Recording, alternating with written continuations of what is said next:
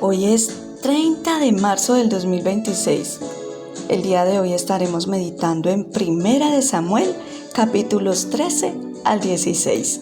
Comencemos entonces con Primera de Samuel, capítulo 13. Saúl se encontraba en Migmas y en los montes de Betel con 2000 soldados. Jonatán, su hijo, se encontraba en Gibea de Benjamín, donde acabó con la guarnición filistea que estaba en Gibea, y los filisteos lo supieron, así que aborrecían a los israelitas, y se juntaron para luchar contra ellos. Eran un gran número de combatientes, poniendo en aprietos a los israelitas, pues de tal manera fueron atacados que tuvieron que esconderse en cuevas, hoyos, entre las peñas y zanjas y pozos. Dios probó la obediencia de Saúl mediante la demora de Samuel.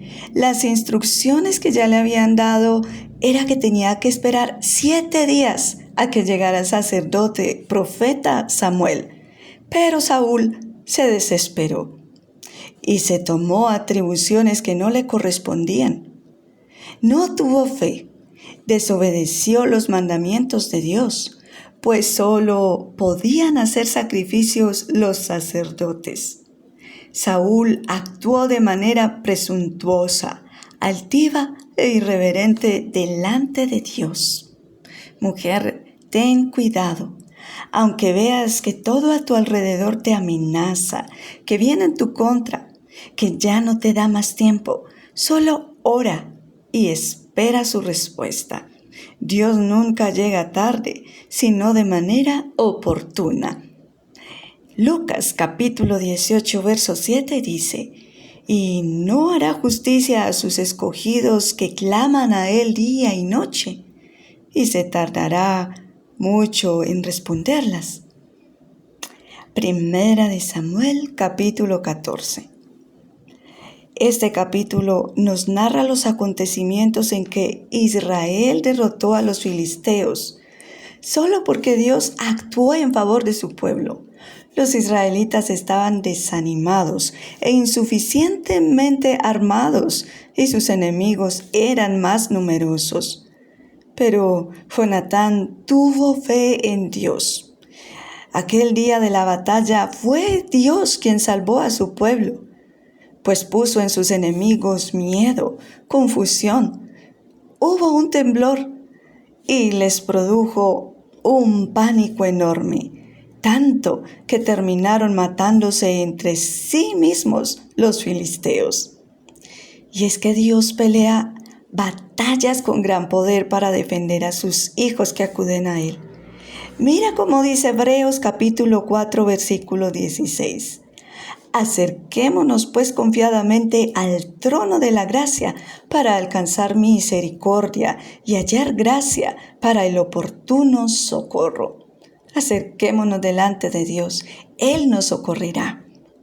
Saúl obró de manera insensata al comprometer a sus hombres bajo maldición si comían alimento antes de la tarde, pues esto tenía debilitado a su ejército. Además, su hijo Jonatán, que no había escuchado el juramento, sí tomó de esa miel, indicando luego cómo se había reanimado al probar esa miel. Es evidente que todo líder de guerra debe pensar primero en el bienestar de sus hombres y así tengan las condiciones necesarias para resistir en una lucha contra sus enemigos. Además, esto expuso la vida de su hijo Jonatán, quien al final el pueblo fue quien lo libró de morir. Saúl era un hombre impulsivo y duro de corazón. Mujer, ¿alguna vez has tomado decisiones importantes de manera impulsiva, con enojo, con rabia o sin pensar en las consecuencias? Digamos a Dios: enséñame a hacer tu voluntad, porque tú eres mi Dios. Que tu buen espíritu me guíe por un terreno firme. Primera de Samuel capítulo 15. Samuel dice a Saúl: así dice el Señor Dios Todopoderoso: voy a castigar a los amalecitas porque le hicieron a Israel, pues se interpusieron en su camino cuando venían de Egipto. Por lo tanto, ve y atácalos, destrúyelos con todas sus posesiones. Pero Saúl fue con su ejército y los derrotó, pero llevó prisionero al rey Agag, y se llevaron el ganado más gordo, desobedeciendo la orden del Señor. Y esto le pesó a Dios, pues Saúl no cumplía bien sus órdenes, era desobediente. Saúl usa como excusa delante del profeta Samuel que esos toros y esos otros animales serían ofrecidos en sacrificio a Dios. Pero Dios no quería ningún bien de aquellos que aborrecían a su pueblo. Allí en el versículo 22 vemos que Samuel le dijo: más le agrada al Señor que se le obedezca, y no que se le hagan sacrificios y holocaustos. Vale más obedecerlo y prestarle atención.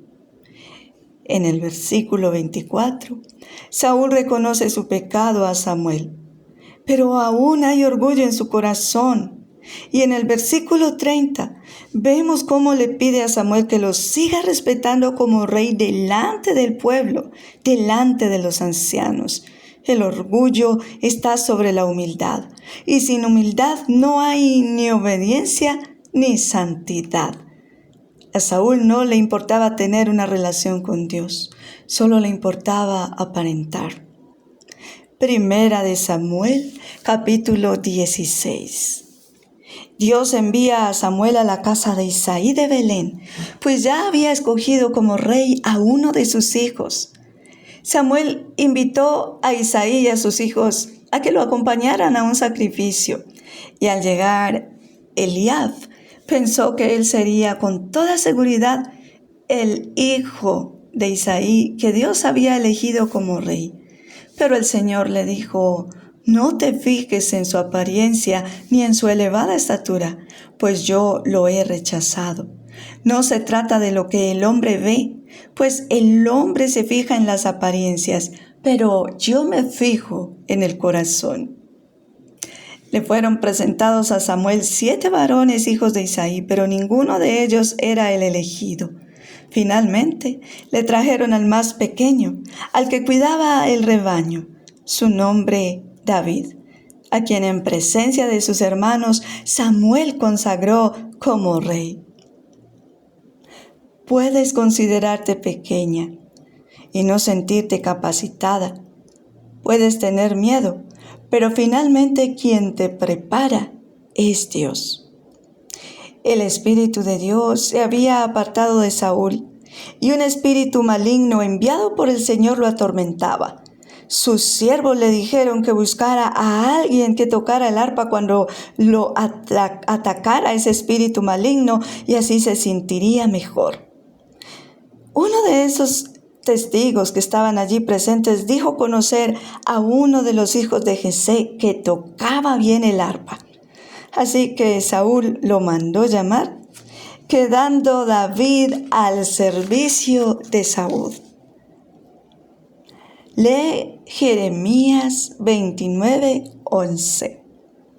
Te invito para que continúes meditando Primera de Samuel, capítulos 17, 18 y 19.